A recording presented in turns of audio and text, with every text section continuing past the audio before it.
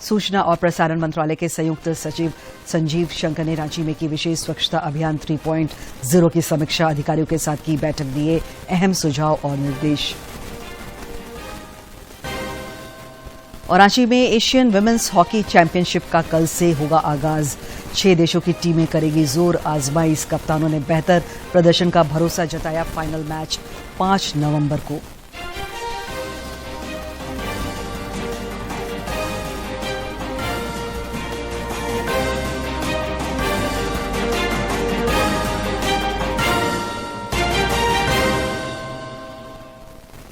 नमस्कार, खबरें झारखंड में आपका स्वागत है। मैं हूं दिव्या और अब समाचार विस्तार से। प्रधानमंत्री नरेंद्र मोदी ने आज महाराष्ट्र के अहमदनगर में 14,000 करोड़ रुपए की परियोजनाओं का लोकार्पण और शिलान्यास किया। इस अवसर पर अपने संबोधन में प्रधानमंत्री ने देश में जारी विकास गतिविधियों की चर्चा करते हुए साल 2047 तक विकसित भारत का संकल्प दोहराया। इससे पहले प्रधानमंत्री ने शिरडी स्थित श्री साईं बाबा समाधि मंदिर में पूजा अर्चना भी की।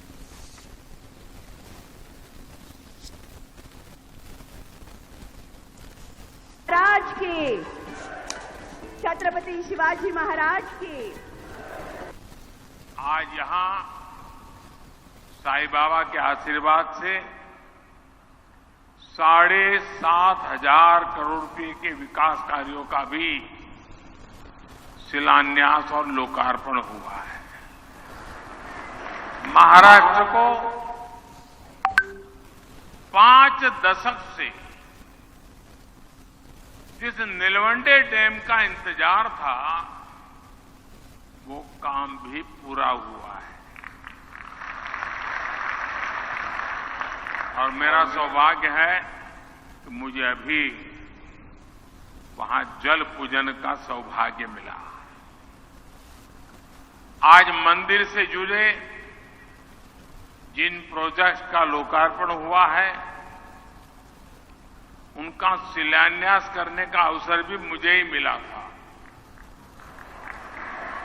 दर्शन क्यूब प्रोजेक्ट ये पूरा होने से देश भर के और विदेश के भी श्रद्धालुओं को बहुत आसानी होगी। साथियों, आज सुबह ही मुझे देश के एक अनमोल रत्न वारकरी संप्रदाय के वैभव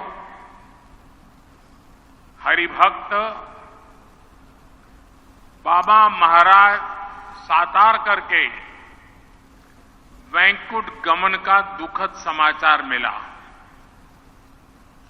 उन्होंने कीर्तन प्रवचन के माध्यम से जो समाज जागरण का काम किया, वो आने वाली पीढ़ियों को सदियों तक प्रेरणा देगा।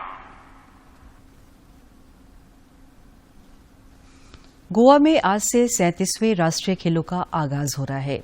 अब से थोड़ी देर बाद प्रधानमंत्री नरेंद्र मोदी मडगांव में पंडित जवाहरलाल नेहरू स्टेडियम में राष्ट्रीय खेलों का उद्घाटन करेंगे। झारखंड के खिलाड़ी भी विभिन्न स्पर्धाओं में अपना दमखम दिखाएंगे।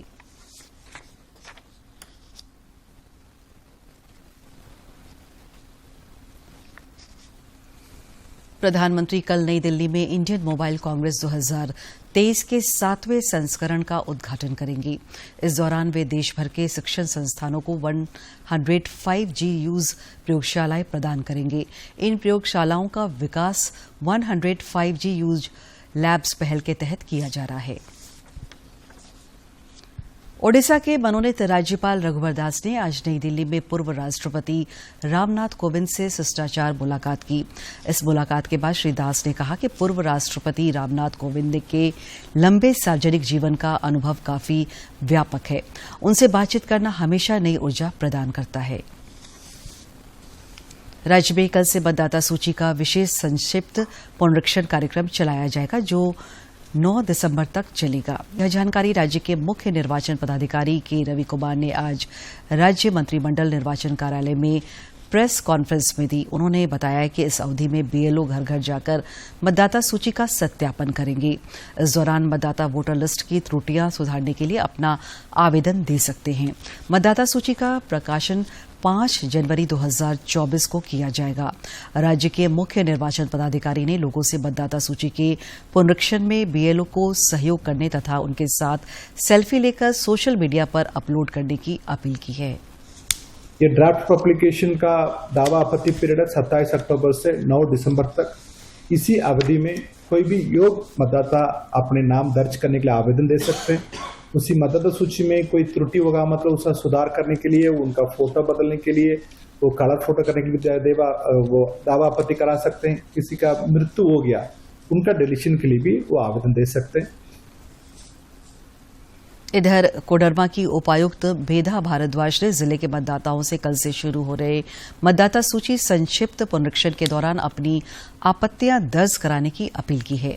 पत्रकारों से बातचीत करते हुए उन्होंने कहा कि 27 अक्टूबर से 9 दिसंबर तक चलने वाले मतदाता सूची पुनरीक्षण कार्यक्रम के दौरान बीएलओ घर घर जाकर लोगों से आपत्तियां प्राप्त करेंगे। सूचना और प्रसारण मंत्रालय के संयुक्त सचिव संजीव शंकर ने आज रांची में विशेष स्वच्छता अभियान 3.0 की समीक्षा की। रांची दौरे के क्रम में उन्होंने दूरदर्शन केंद्र परिसर का जायजा भी लिया। बाद में उन्होंने सूचना और प्रसारण मंत्रालय की विभिन्न इकाइयों, दूरदर्शन, आकाशवाणी, पत्र सूचना कार्यालय के अधिकारियों के साथ बैठक की। इस दौरान उन्होंने स्वच्छता के प्रति जन भागीदारी पर जोर देते हुए अपने व्यवहार में परिवर्तन लाने की बात कही। बैठक में दूरदर्शन रांची के केंद्र प्रमुख आर.के. राव समेत सूचना और प्रसारण मंत्रालय के अन्य विभागों के प्रमुखों ने स्वच्छता अभियान के संदर्भ में उठाए गए कदमों की जानकारी दी। लोहरदगा के उपायुक्त डॉक्टर वाघमारे प्रसाद कृष्ण ने स्वास्थ्य विभाग के अधिकारियों के साथ बैठक कर विभिन्न योजनाओं की समीक्षा की।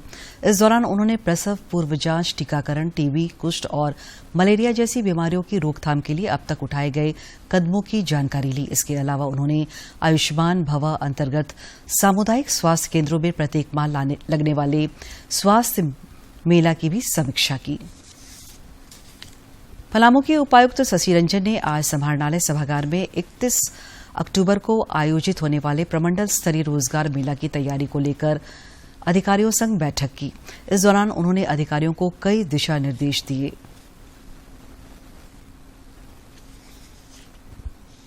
गुमला उपायुक्त कर्ण सत्यार्थी और उप विकास आयुक्त हेमंत सती ने चंदाली में बन रहे नए समाहरणालय भवन का निरीक्षण किया। इस दौरान उपायुक्त ने भवन निर्माण में उपयोग किए जाने वाले सामग्रियों की गुणवत्ता जांच करते हुए त्रुटियों में सुधार करने हेतु आवश्यक दिशा निर्देश दिए। उपायुक्त ने कुछ कमरों के निर्माण में आवश्यकता अनुसार बदलाव भी करने के निर्देश दिए। इस दौरान प्रत्येक फ्लोर में बनाए गए कमरों में कौन से विभाग का कार्यालय बनाया जाएगा, उससे संबंधित भी चर्चा हुई।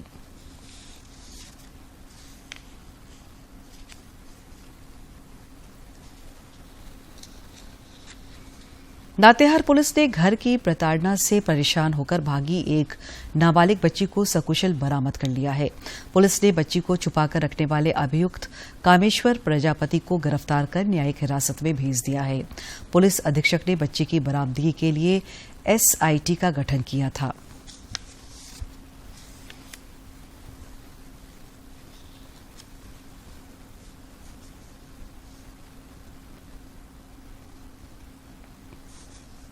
हजारीबाग नगर निगम के नवनियुक्त नगर आयुक्त शैलेंद्र कुमार लाल ने आज पदभार ग्रहण किया। इस दौरान उन्होंने अपनी प्राथमिकताएं बताते हुए कहा कि नगर निगम क्षेत्र में बुनियादी सुविधाओं को सुदृढ़ किया जाएगा ताकि इलाके को सुविधा संपन्न बनाया जा सके।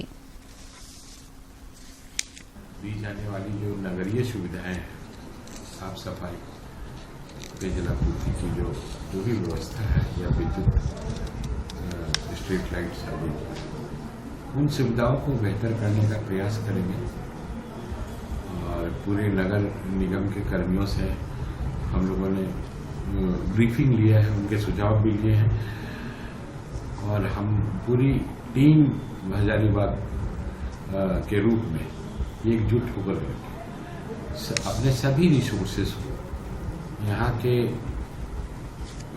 बेहतर नागरिक सुविधा उपलब्ध कराने के परिप्रेक्ष्य में समर्पित करेंगे अपने कार्यों को।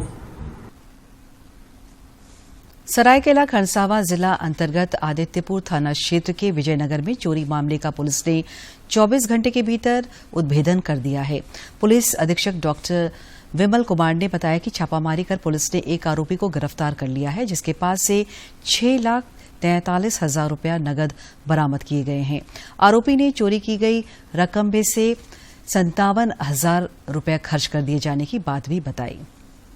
अभी जो बात आ रही है उसमें उनके घर से ही ये प्राप्त हुआ है।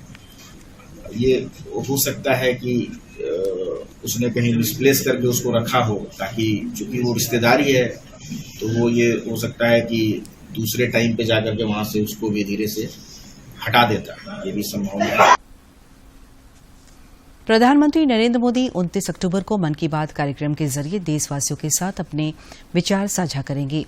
प्रधानमंत्री ने इस कार्यक्रम के लिए लोगों से अपने सुझाव देने का आग्रह किया है। लोग टोल फ्री नंबर 1800-117800 पर मिस कॉल देकर रिकॉर्ड करा सकते हैं। माईगॉव फोरम या नमो ऐप पर भी लोग अपने सुझाव दे सकते हैं।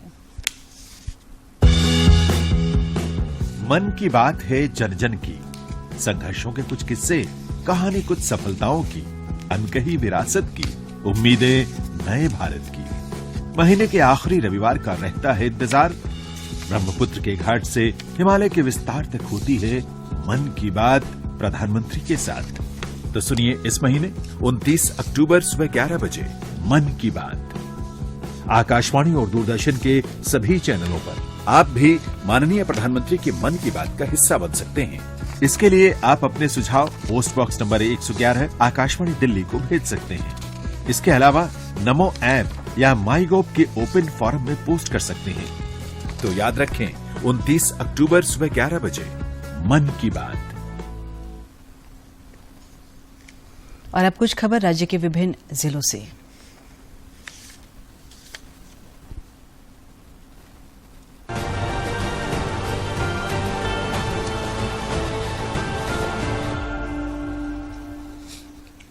जमशेदपुर पुलिस ने दुर्गा पूजा के दौरान rash driving, modified silencer, drunk and drive और प्रेशर हॉर्न वालों के खिलाफ स्पेशल ड्राइव चलाया, जिसमें 143 वाहन चालकों से 2,62,500 रुपये जुर्माना वसूला गया। यह जानकारी पुलिस सेल के मीडिया प्रभारी अनिमेश गुप्ता ने दी। रामनगर देवी मंडप पूजा समिति ने दुर्गा पूजा में चढ़ावा के तौर पर चढ़ाई गई साड़ियों को हजारीबाग वृद्धा आश्रम की महिलाओं के बीच बांट दिया है। देवी मंडप के पुरोहित निखिल बनर्जी और समिति के सदस्यों की इस पहल की खूब सराहना हो रही है। वृद्धाश्रम की महिलाओं ने समिति के सदस्यों के प्रति आभार प्रकट की है। जमशेदपुर के विष्णुपुर थाना पुलिस ने खरकई नदी घाट पर मूर्ति विसर्जन के दौरान हुई दुर्घटना के सिलसिले में मामला दर्ज कर लिया है। यह प्राथमिकी दंडाधिकारी शांतनु घोष के बयान पर दर्ज की गई है। इस दुर्घटना में 2 व्यक्तियों की मौत हो गई थी और 3 लोग घायल हो गए थे। घायलों का इलाज टीएमएच में चल रहा है। राज्य के सरकारी स्कूलों में कक्षा 1 से 8 की किताबें अगले साल से बदल जाएगी। नई किताबों के पाठ्यक्रम में कई बदलाव किए जा रहे हैं। एनसीईआरटी की अंग्रेजी में छपी दूसरे विषयों की किताबों का हिंदी अनुवाद कर बच्चों को उपलब्ध कराया जाएगा। स्कूली शिक्षा एवं साक्षरता विभाग के निर्देश पर झारखंड शैक्षणिक अनुसंधान एवं प्रशिक्षण परिषद ने इसकी तैयारी शुरू कर दी है। गढ़वा जिले के रंका के राजगढ़ में दुर्गा पूजा के अवसर पर दरबार लगाया गया। राजा के सम्मान में सांस्कृतिक कार्यक्रम का आयोजन किया गया। राजा कुमार गोवर्धन प्रसाद सिंह ने दरबार में उपस्थित लोगों को पान का बीड़ा खिलाकर सम्मानित किया। इससे पहले राजा की अगुवाई में शम्मी एवं अपराजिता का पूजन किया गया। भाजपा विधायक दल के नेता अमर बाउरी छत्तीसगढ़ विधानसभा चुनाव के प्रचार के लिए रायपुर गए हैं। गीतांजलि एक्सप्रेस ट्रेन से रायपुर जाने के क्रम में जमशेदपुर के भाजपा कार्यकर्ताओं ने टाटानगर रेलवे स्टेशन पर उनका स्वागत किया। पलामू पुलिस ने 10 पुड़िया हेरोइन के साथ एक युवक को गिरफ्तार किया है। गिरफ्तार युवक का नाम राहुल कुमार है, जो गढ़वा से हेरोइन लेकर मेदिनी नगर की ओर आ रहा था। युवक के पास से 10 पुड़िया हेरोइन के अलावा एक मोबाइल और बाइक जब्त किया गया है। हेरोइन की कीमत हजारों में बताई जा रही है। चतरा जिले में 4 दिन से गाय बच्चे का शव पड़ोसी के सेप्टिक टैंक में मिला है। यह घटना इटखोरी थाना क्षेत्र के कोइंडा गांव की है। 6 साल के मृत बच्चे का नाम अमन और उसके पिता का नाम रामवृक्ष साव है। परिजनों ने बच्चे की हत्या की आशंका जताते हुए थाना में प्राथमिकी दर्ज कराई है। धनबाद में चिरकुंडा थाना पुलिस ने बीसीसीएल के सीबी एरिया नंबर 12 की वॉशरी से लोहा चोरी के मामले में 7 आरोपियों को गिरफ्तार किया है। पुलिस ने इनके पास से करीब 60 किलो लोहा भी बरामद किया है। पुलिस की पूछताछ में आरोपियों ने चोरी में अपनी संलिप्तता स्वीकार की है। लीजेंड्स लीग क्रिकेट एलएलसी ने 2023 सीजन के शेड्यूल और फिक्सचर की घोषणा कर दी है। 18 नवंबर से 9 दिसंबर तक देश के 5 शहरों रांची, देहरादून, जम्मू, विजाग और सूरत में मैच खेले जाएंगे। इस साल लीजेंड्स लीग क्रिकेट टूर्नामेंट में 6 टीमें खेलेगी। उद्घाटन मैच रांची के जेएससीए स्टेडियम में इंडिया कैपिटल्स और भीलवाड़ा किंग्स के बीच होगा।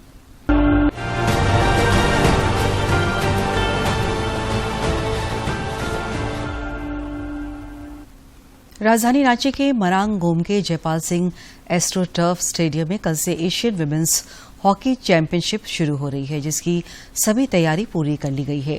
इस चैंपियनशिप में भारत के अलावा चीन, जापान, थाईलैंड, कोरिया और मलेशिया की टीमें भाग ले रही है। 4 नवंबर को सेमीफाइनल और 5 को फाइनल खेला जाएगा।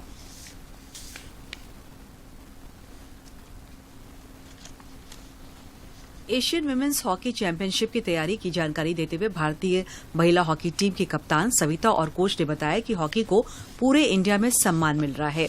पत्रकारों में बातचीत में उन्होंने कहा कि हॉकी झारखंड का लोकप्रिय खेल है और चैंपियनशिप के आयोजन में यहां के लोगों का पूरा सहयोग मिल रहा है।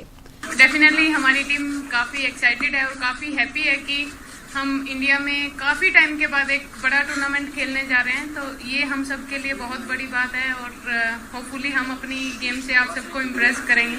उधर हॉकी इंडिया के महासचिव भोलानाथ सिंह ने कहा कि एशियन विमेंस हॉकी चैंपियनशिप की सभी तैयारियां पूरी कर ली गई है। उन्होंने कहा कि इस चैंपियनशिप में जितने भी टीमें आई हैं, उन्हें पूरा सम्मान देने की कोशिश की जा रही है। Jharkhand women Asian champion trophy का कल से आयोजन होना है, कल शुरू हो जाएगा। इसके लिए जितनी भी तैयारी है पूरी कर ली गई है। हम लोग को पूरी कोशिश है कि एक शानदार और भव्य तरीके से आयोजन हो, जिससे पूरा झारखंड का नाम पूरे विश्व में हो। और इस टूर्नामेंट में जैसा आप लोग जानते हैं कि पूरी तरह से हम लोग फ्री रखे हुए हैं, तो मैं पूरी झारखंड की जनता से अनुरोध करता हूं कि आएं और मैच देखें, मैच का आनंद लें। इस चैंपियनशिप में 27 अक्टूबर से 2 नवंबर तक लीग मैच खेले जाएंगे। प्रतिदिन 3 टीमों के बीच मैच होंगे।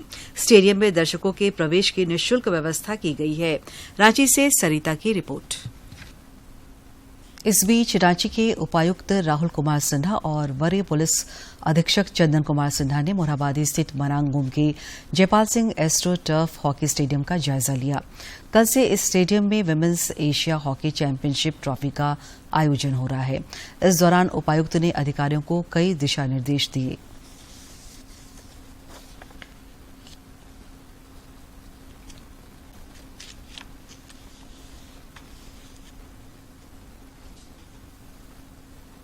स्टेडियम के बाहर हैं, बिल्कुल माइक्रो प्लानिंग कराकर हर एक पॉइंट पर पुलिस फोर्स तथा मैजिस्ट्रेट का डिप्लॉयमेंट किया गया है और उन सभी को पॉइंट वाइज ब्रीफिंग भी कराई गई है कि किनको किस गेट पे क्या एक्चुअली एग्जीक्यूट करना है। यहाँ 4 गेट हैं, गेट नंबर 1 है, 2 है, 3 है, 4 है। किन गेटों से वीवीआईपी का मूवमेंट है, किन गेटों से हॉकी टीम का मूवमेंट है, किन गेटों से नॉर्मल स्पेक्टेटर्स का मूवमेंट है, कहाँ पर पार्किंग, इसके बारे में विस्तृत जानकारी हर पॉइंट पे उपस्थित रहने वाले अधिकारी को उपलब्ध कराई गई है। राज्य में पिछले 24 घंटे के दौरान मौसम आमतौर पर शुष्क रहा। डाल्टनगंज में न्यूनतम तापमान 17.7 डिग्री सेल्सियस रिकॉर्ड किया गया। अधिकांश जिलों में न्यूनतम तापमान 20 डिग्री से नीचे ही चल रहा है। मौसम विज्ञान केंद्र रांची के अनुसार अगले 3 दिनों तक न्यूनतम तापमान में 2 से 3 डिग्री की गिरावट हो सकती है। नवंबर तक मौसम के शुष्क रहने की संभावना है। 28 अक्टूबर को आश्विन माह की पूर्णिमा का व्रत रखा जाएगा। इस पूर्णिमा को शरद पूर्णिमा, कोजागरी पूर्णिमा के नाम से भी जाना जाता है। इस दिन महर्षि वाल्मीकि की जयंती भी मनाई जाती है। इस वर्ष की शरद पूर्णिमा में सालों बाद ऐसा संयोग मिल रहा है कि खंडग्रास चंद्रग्रहण और गज केसरी योग एक साथ हो रहा है। यह चंद्रग्रहण पूरे भारत में दिखाई देगा। चंद्रग्रहण 28 अक्टूबर दिन शनिवार की मध्य रात्रि 1:05 में शुरू होगा और उसी रात 2:24 पर समाप्त होगा। चंद्रग्रहण का सूतक 9 घंटा पहले लगता है। चंद्रग्रहण का सूतक 28 अक्टूबर को संध्या 4:05 पर शुरू हो जाएगा। आज के दिन की ऐतिहासिक और महत्वपूर्ण घटनाओं पर एक नजर।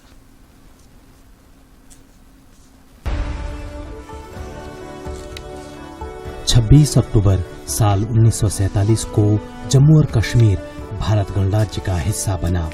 अक्टूबर 1947 में हुए भारत पाकिस्तान युद्ध के समाप्ति के बाद जम्मू और कश्मीर राज्य को औपचारिक रूप से भारत में मिला लिया गया।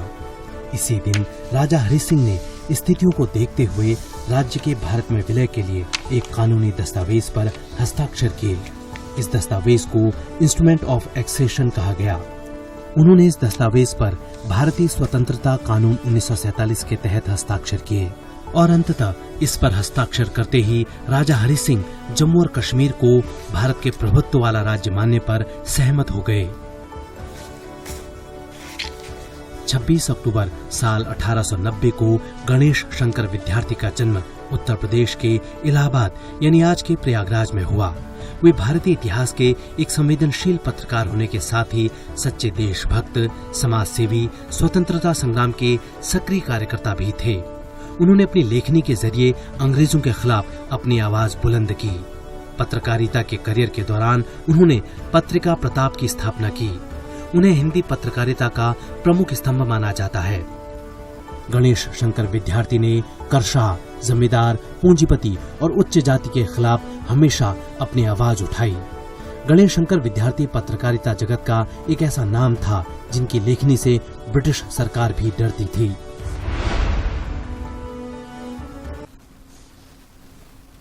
और अब बात सेहत की।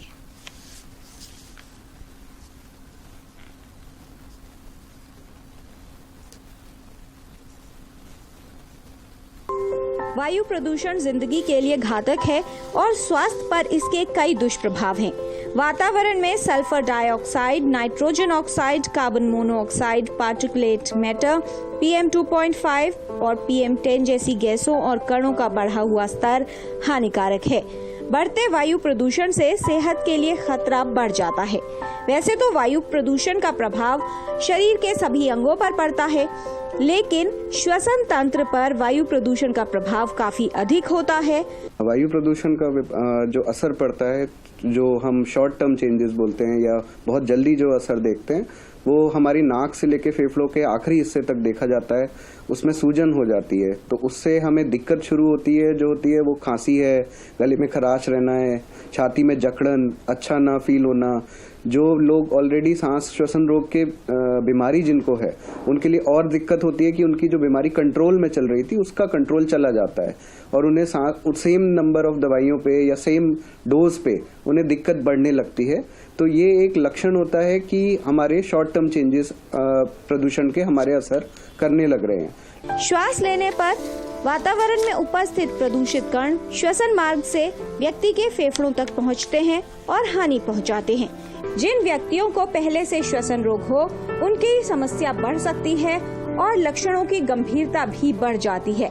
इसके अलावा प्रदूषण का अधिक स्तर छोटे बच्चों, वृद्ध लोगों और ऐसे लोग जिनकी रोग प्रतिरोधक क्षमता कम है, उनके लिए अधिक खतरा साबित हो सकता है। तो जब भी वायु प्रदूषण होता है तो हम सुबह के समय सबसे ज्यादा उसका इफेक्ट देखते हैं, क्योंकि टेम्परेचर कम होता है और पार्टिकल्स हवा में बहुत देर तक सस्पेंडेड रहते हैं। तो ऐसे में हम जो वो रूटीन एक्टिविटीज करते हैं सुबह उठ के जाने वाली, वो हम अवॉइड कर सकते हैं, उसको डिले कर सकते हैं। व्यायाम जो आप बाहर जाके कर सकते हैं, उस व्यायाम को आप अपने घर में कर सकते हैं। ये अंत में मुख्य समाचार एक बार फिर।